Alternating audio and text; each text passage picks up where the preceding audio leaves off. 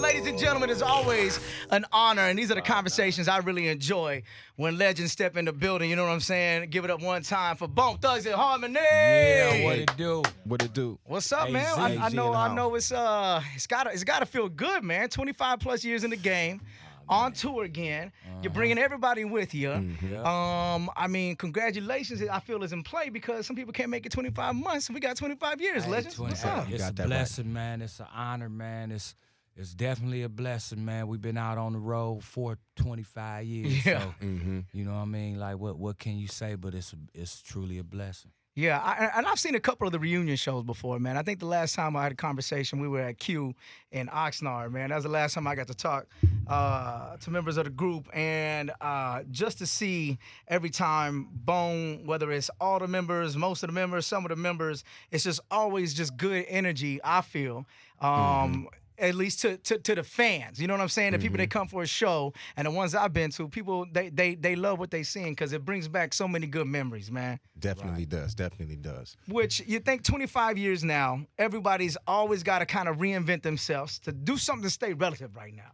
Everybody's got to, they got to stay in the game, whether it's still putting out music, whether they're moving to other business ventures. But you guys still putting out the music. I know right now, Flesh. I don't know if you want to talk about what we got. Definitely got brand new record out right now. Do You? It's on all platforms, streaming platforms, video on YouTube. Y'all can check that out, Flesh and Bone YouTube. Don't forget to follow me on Instagram, Flesh and Bone BTNH. But yeah, it's featuring a duct tape gang. It's called Do You. And been rocking it, man. It's a nice hot one, and been focused on just getting in there. Me and the guys, got a couple of them.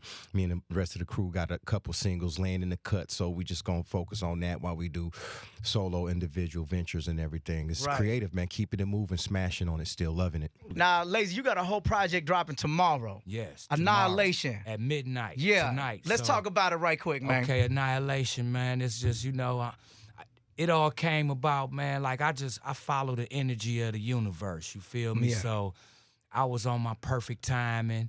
And actually, I had 2 albums in front of this one. And I was going to serve people who was disrespecting pioneers in the game and things like that. You know what I mean? Like, because I feel like it's so much disrespect. But this Annihilation pushed to the front last Christmas. When it was a big debate about the Migos had said that they was greatest group of all time. I remember that. Yeah. And I had commented on it. I remember that. And my comment was just like, in my mind, I was like, no, you ain't. We is. Right. No, we them dudes. Like, it's just a friendly competition. And so I said something, and I mentioned something, and Busy had already went through a little something with because something was said on the radio with Big Boy. But it had turned disrespectful. Like, people they start calling me old, and I took all that offensive, like, to insinuate that I can't get no money. You know what I'm saying? So I said, let me show you these skills. Right. And show you that I'm smarter and I'm better than I ever been. You feel me? So that's how it came about. But it's all just, it's really like, it's an album, man, that's just like, it's showing respect to all my forefathers, the ones that paved the road for us. Right. You know what I'm saying? And just putting the respect back in the game, because I feel like we can't let the kids of the day run around thinking that they can just say anything and not really respect their elders. Or they can say anything and there's no repercussions. You see what I'm saying? That ain't life, It's man. a lot of, and let's, just because you brought this up now, and I've been holding on to this, I haven't really talked about it a lot, but there is a lot of disrespect. And you see, like, you even look at J. Cole's Middle Child record, where he's talking about the people before him and then talking how the young ones look up to him now. Right. And he's kind of in that middle ground.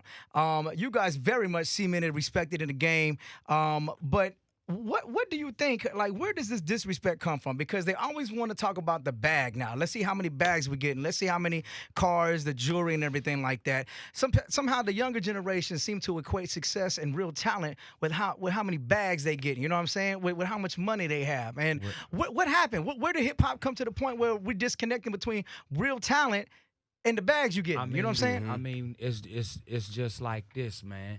It's the mentality of a spoiled rich child. You feel me? Like, the guy, like, it was respect in our generation because it wasn't as easy.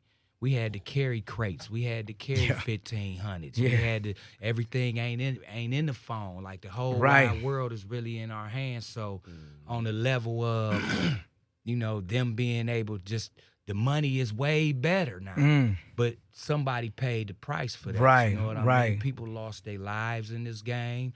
And it was some great artists that never seen no money. They got robbed, you know what I mean, from the record companies and whatnot. So it's like, to me, it's just like, it was like, way, bottom line, man, they spoiled. It's too easy for them, so they like, give me the bag, show. That's what. So when it came off to me, like, oh, well, he ain't got no money, man. I've been famous for 25 years. I'm on. I'm straight. You on? Yeah, exactly. You feel me? Like I don't even need money no more. So my currency, I can barter everything I need. I ain't never got to touch my money. You know what I'm saying? So when the disrespect, I was like, let's show these skills. But these dudes hiding, they tucking their tails because they know a real G when they see one.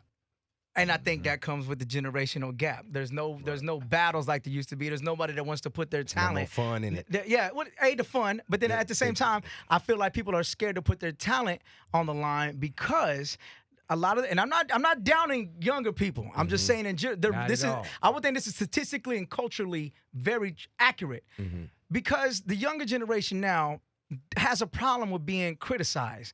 Taking even constructive criticism to make them better, they have a problem accepting that, and it seems to be always personal attacks, and they become more defensive, and they can't put what they have in a battle situation or whatever because they don't know how to take the rejection or how it's going to feel to lose per se. Because you have to do your due diligence in life, man. You got to know where you from to know where you going. You know what I'm saying? And iron sharpens iron. If you can't take constructive criticism, or if you can't take the hate and be motivated by it, then you in the wrong business because we stepping in the front soon as you put your name on the line. And like I said, you know, we're not trying to be negative. I'm not trying to be nothing like that. But there's just some things that I think is reality. Can I say this? Go ahead. Man, I love the new generation. I feel like I'm part of that. My children do music. Everybody in my family is musicians. You feel me? So from age 2 to the oldest in my family. So it's never no knock on that. But it is about respect and skills. So if you say you can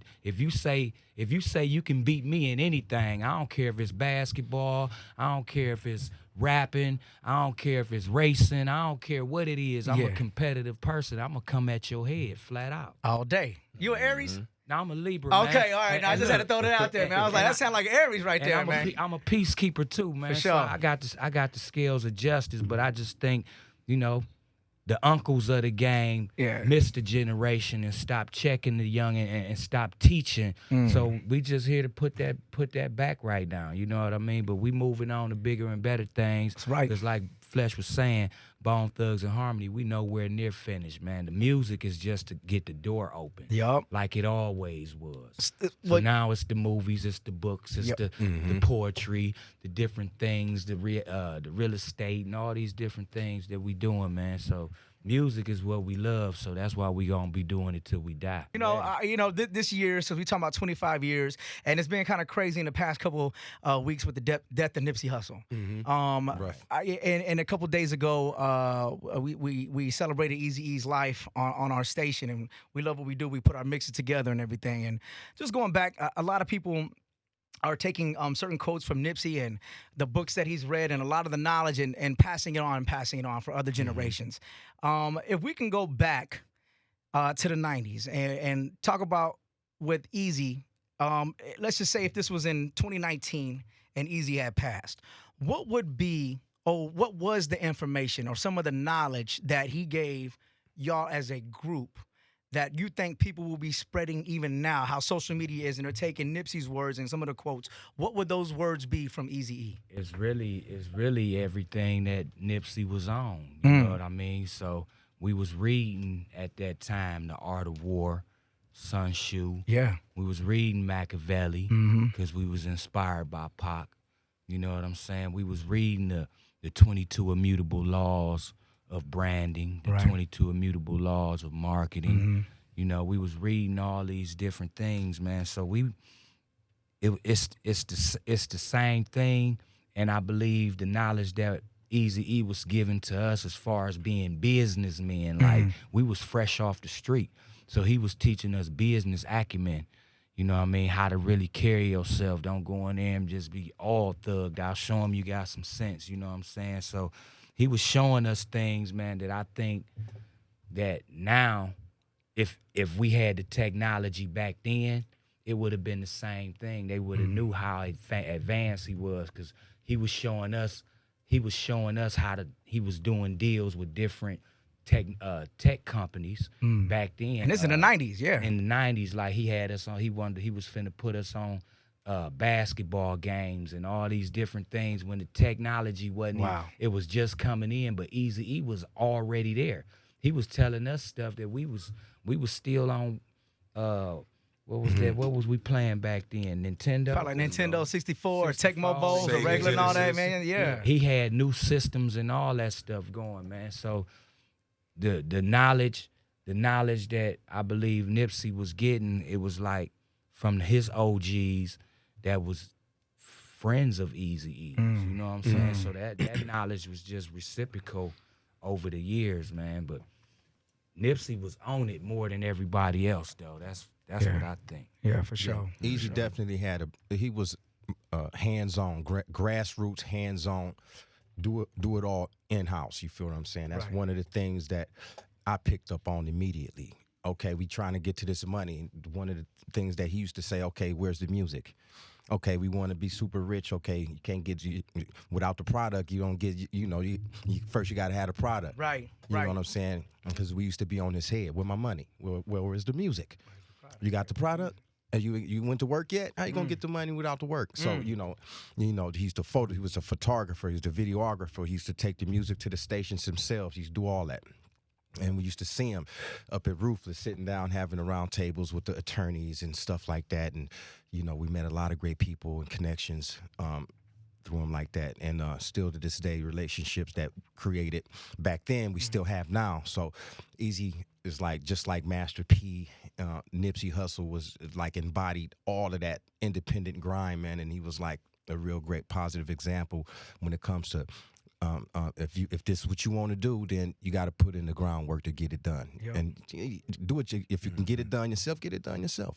Ain't nobody gonna do it like you do. Exactly. Exactly, man. Well, look, I appreciate y'all opening up about that, because I think it's always important, man, you get the music side, you see the stuff on the screen, but I think what's most important now, I think we're at a level of humanity where we want to know more, and we do understand that there's more to us than what they see on the screen. I think sometimes sharing that knowledge with everyone is what we on right now. So right, and that's what this new technology let us do. We go live and everything, man. Like, I'm inspired to share all my books and share everything, because that's what we wasn't doing. Now that we can share this knowledge and share the positivity instead of the negativity, man, I think we'll be all right. You know what I mean?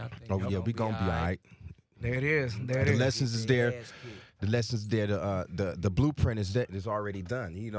What you gonna do? Reinvent the wheel? You don't got to keep reinventing the wheel, man. It's already there. You got the blueprint. All you got to do is just apply. Apply it. There it is. I appreciate y'all for stopping by one time. I'm gonna see you at the show tonight for sure, That's what's man. up, Crisco. There it is. Bone Thugs and Harmony.